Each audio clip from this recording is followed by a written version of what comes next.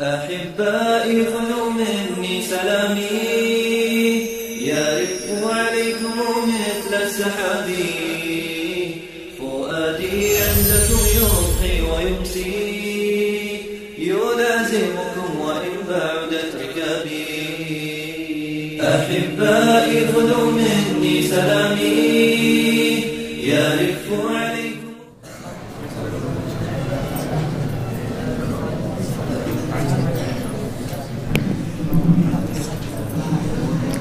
الحمد لله رب العالمين والصلاة والسلام على سيد الأنبياء والمرسلين وإمام المتقين وعلى آله وأصحابه ومن تبعهم بإحسان إلى يوم الدين. أما بعد فأعوذ بالله من الشيطان الرجيم. بسم الله الرحمن الرحيم. ما كان محمد أبا أحد من رجالكم ولكن رسول الله وخاتم النبيين وكان الله بكل شيء عليما. صدق الله العظيم. عن ثوبان رضي الله عنه قال قال رسول الله صلى الله عليه وسلم وإنه سيكون في أمتي 30 كذابون كلهم يزعم أنه نبي وأنا خاتم النبيين لا نبي بعدي. صدق اللہ العظیم. محترم صدر جلسہ اور میرے مشفق و مربی اساتذہ کرام اور چمن وسطانی کے نو شگفتہ پھولوں، میں آج آپ حضرات کے سامنے ختم نبوت کے عنوان پر ایک تقریر پیش کرنے کی جسارت کر رہا ہوں. میری تقریر کا عنوان ہے جب مرزا قادیانی کو انگریزی نبوت ملی. امید ہے کہ آپ میری تقریر کو بغور سماعت فرمائیں گے. محترم سامعین، جب مرزا قادیانی کو انگریزی نبوت ملی اس کا پس منظر یہ ہے کہ ایک کشادہ و خوبصورت کمرہ جس کی آرائش و زیبائش قابل دید ہے، کمرے میں نقش نگاہ سے مزین ایک میز پڑا ہے. میز کے ارد گرد حلقہ بنائے کچھ آدمی بیٹھے ہیں. یہ لوگ کسی گہری سوچ میں ڈوبے ہوئے ہیں، جیسے کسی نہایت اہم چیز کی تلاش ہو یا کسی الجھے ہوئے مسئلے کا حل مطلوب ہو. سوچنے والوں میں سے کسی کے ماتھے پر سوچ کی سلوٹیں ہیں اور کوئی کرسی سے ٹیک لگا کر پوری آنکھیں کھول کر خلا میں گھور رہا ہے اور کوئی سگار منہ میں رکھے سوچوں کی وادیوں میں سرگردہ ہے. کمرے میں مکمل خاموشی ہے اور کبھی کبھی کسی کے کھانسنے یا بولنے کی وجہ سے یہ سکوت ٹوٹ جاتا ہے. یہ لوگ کون ہیں؟ یہ لوگ کون ہیں؟ یہ انگریزی حکومت کے ہندوستان میں اعلیٰ عہدوں پر فائز سرگردہ لوگ ہیں. یہ مسلمانوں کی تاریخ اور ان کی نفسیات پر سوچ رہے ہیں. یہ ہندوستان کے سیاسی اور مذہبی حالات پر غور کر رہے ہیں. یہ ہندوستان میں اٹھنے والی مختلف اور دینی سیاسی تحریکوں کا جائزہ لے رہے ہیں. وہ ان سوچوں میں گم ہے کہ ہمیں ہندوستان کو غلام بنائے. ایک لمبا عرصہ بیت گیا لیکن ہندوستان کے باہمت مسلمانوں نے آج تک ہماری غلامی کو تسلیم نہیں کیا. ہم ان کے دلوں سے ان کے مذہب کی محبت، حدت و حرارت کو نہیں نکال سکے. ان کے مساجد آباد ہیں، ان کے دینی مدارس سے ہمارے خلاف جری جوانوں کی فوج تیار ہو کر نکل رہی ہے. ان کے چھوٹے چھوٹے بچے اپنے سینے میں قرآن لیے پھرتے ہیں. ان کے علماء ہمارے عیسائی مبلغین کے پاؤں کو جلنے نہیں دیتے. لاکھوں عیسائی مبلغین کے دائرے پورے ہندوستان میں بکھیرنے کے باوجود ہم ناکام و نامراد رہے. ہم ان کے دلوں سے ان کے نبی کی محبت کو نہیں نکال سکے. لاکھوں قرآن کے نسخے جلوانے کے باوجود ان کے گھروں سے قرآن پڑھنے کی صدا اٹھتی ہے. ہم نے انہیں پابند سلاسل کر کے دیکھ لیا لیکن ان کے دلوں میں فکر حریت کے چراغ قلوں کو مدھم نہ کر سکے. اگرچہ سیم و زر کے بر پر ہم نے چند غداروں کو خرید تو لیا لیکن انہوں نے ان غداروں پر لعنتوں کے ڈونگرے برسائے.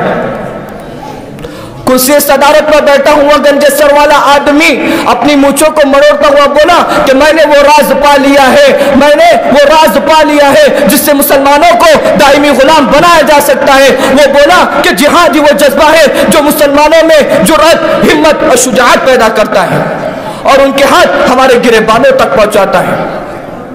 جب بھی کوئی مرد قلندر نعرے جہاد کو بلند کرتا ہے تو یہ فاقہ مست مسلمان اس کی صدا پر لبیک لبیک کہتے ہوئے میدان کارزار میں کود پڑتے ہیں اور دیوانہ وار اپنے دین پر جانثار ہو جاتے ہیں.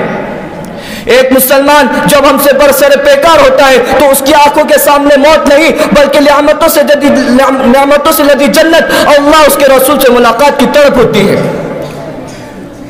ایسی قوم کو غلام بنانے کا صرف ایک ہی طریقہ ہے کہ ان کے دلوں سے جذبہ جہاد کو نوچ لیا جائے، لیکن اس کے لیے ہمیں ایک جھوٹے نبی کی ضرورت ہوگی جو اس دھرتی پر اعلان کرے گا کہ خدا نے مجھے اس دھرتی پر نبی اور رسول بنا کر بھیجا، اور اسی کے ساتھ وہ اعلان کرے گا کہ اللہ تعالیٰ نے جہاد کو حرام قرار دیا ہے۔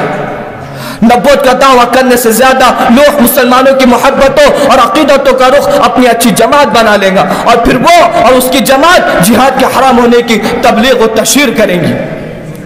غیور مسلمانوں، وائسرائے ہند کے کہنے پر جھوٹے نبی کی تلاش شروع ہو گئی۔ تلاش کرنے والے ماہرین کو تاکید کی گئی کہ سب سے زیادہ کوشش اس نقطے پر کی جائے کہ مطلوبہ شخص پنجاب سے مل جائے، کیونکہ پنجاب کے لوگ بڑے بہادر، دلیر اور دلاور ہوتے ہیں، اور زیادہ تر دینی اور سیاسی تحریکیں پنجاب سے اٹھتی ہے۔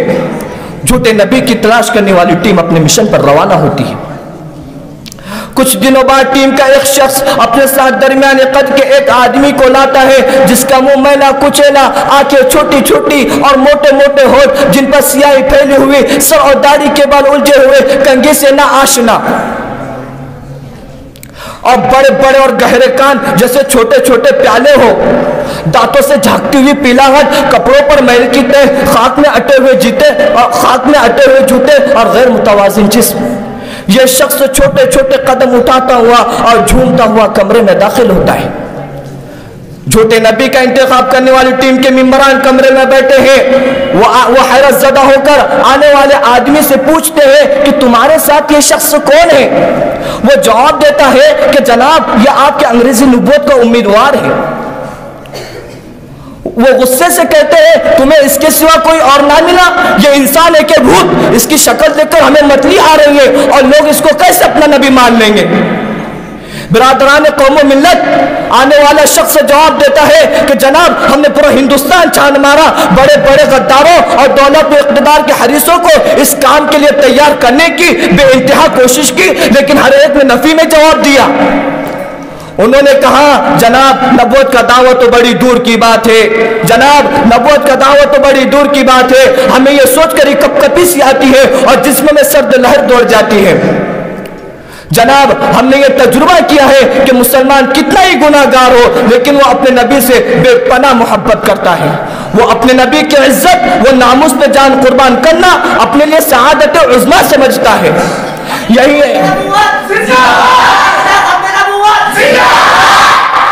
ایک بختوں کا مارا، نصیبوں کا ہارا ملا ہے جس کی مہر شیطان نے تھام رکھی ہے، آپ کی خدمت عالیہ میں پیش کر دیا ہے، آگے جناب آپ کی مرضی۔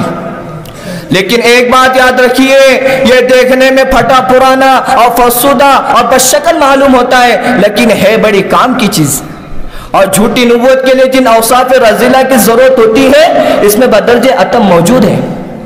آپ انٹرویو لے کر دیکھ لیجئے، چند منٹوں میں صورتحال نکھر کر آپ کے سامنے آ جائیں گی۔ بورڈ پوچھتا ہے مسٹر مرزا قادیانی آپ کا نام ولدیت پتہ کیا ہے؟ مرزا قادیانی کہتا ہے جناب میرا نام مرزا غلام احمد قادیانی ہے اور میرے باپ کا نام غلام مرتضی اور میرا گھر مشرقی پنجاب کے ضلع گورکھپور کے چھوٹے سے گاؤں قادیان میں ہے۔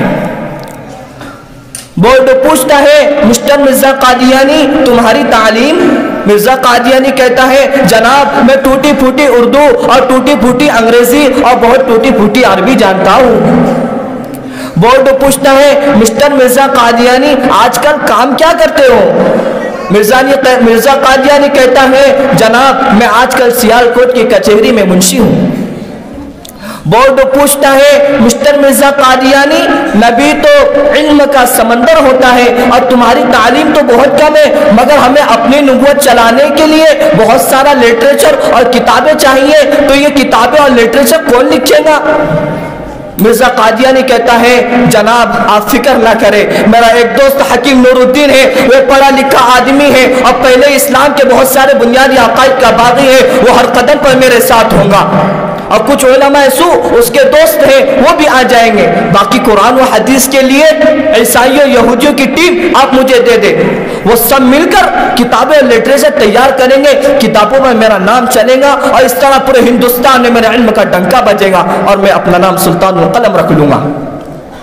बोर्ड पूछता है, मिस्टर मिर्जा कादियानी, नबी तो बड़े हसीन व जमील होते हैं और तुम तो बड़े बदसूरत हो, तुम्हारे नुकुश इंतहाई भद्दे और रंग काला है, इस रंग व शक्ल के साथ तुम्हारा नबी बनना बहुत मुश्किल है। मिर्जा कादियानी कहता है, सर जी दरअसल में बचपन में दोपहर को चिलचिलाती धूप में चिड़िया पकड़ा करता था और शहर में आवारागर्दी करता फिरता था, जिससे मेरा रंग काला हो गया। आपकी विलायत में रंग को गोरा करने वाली आला से आला क्रीमें बनती हैं, वो क्रीमें मंगवा कर आप मुझे दे, मैं वो क्रीमें अपने बोथे पर रगड़ूंगा, जितना मुमकिन हो सका अपना रंग साफ करूंगा। और जहां तक मेरे भद्दे नुकुश की बात है, अगर आपका दिल माने तो फिर आप मेरी प्लास्टिक सर्जरी करवा लें।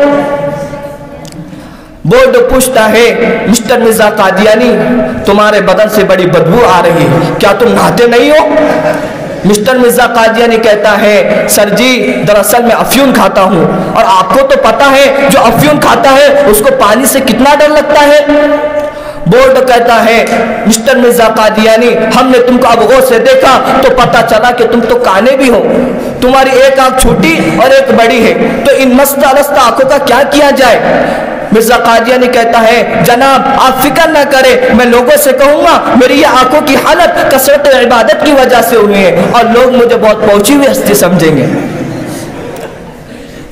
बोर्ड ने कहा, मिस्टर मिर्जा कादियानी, तुम अपने मजहब और नबूवत की दागदार किस तरह डालोगे? मिर्जा कादियानी ने कहा, जनाब मैं नबी बन जाऊंगा, बेगम को उम्मुल मुमिनीन बना लूंगा, बी बच्चों को अहले बैत बना लूंगा, अपने साथियों को सहाबा कहूंगा, अपने शेर कादियान को मक्का मदीना कहूंगा, जन्नतुल बकी के मुकाबले में अपने शेर कादियान में बहश्ती मकबरा बनाऊंगा, मन गलत बातों को वही कहूंगा, अपनी गुफ्तगू को हदीस कहूंगा, अपने फर्जी फरिश्तों की फहरिस्त बनाऊंगा, खुद को उलुल अम्र करार दूंगा और आपकी इताअत को अल्लाह रसूल की इताअत करार दूंगा, जिहाद को हराम करार दूंगा, गज़े के इस्लाम के मुकाबले में एक नया इस्लाम खड़ा कर दूंगा।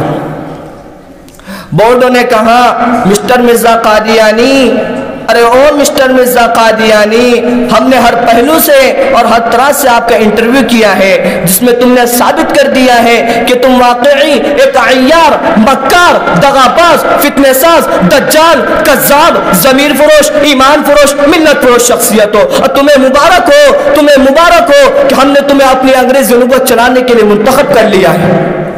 हम अभी एक नाई को बुलाते हैं, वो तुम्हारे आवारा बालों की हजामत करेगा, तुम्हारे दाढ़ी की तराश खराश करेगा और ये तुम्हारी बेमहार मूछें जो तुम्हारे दांतों को चूम रही है, इनको छोटा और सेट करेगा। फिर तुम्हें इंग्लिश साबुन देंगे और तुम अपने जिस्म पर पिछले 2 बरस से जमी हुई मैल की तह को दूर करोगे। फिर हमारा मेकअप का माहिर आदमी तुम्हारे तन से ये छितड़े उतार कर तुम्हें खूबसूरत शलवार और कमीज पहनाएगा और तुम्हारे सर पर एक बहुत बड़ी पगड़ी बांधेगा। फिर तुम मुस्कुराएगा, फिर वो तेरा फोटो उतारेगा, वो फोटो मलिका के पास लंदन भेज दिया जाएगा। तू भी खुश, मलिका भी खुश, हम भी खुश।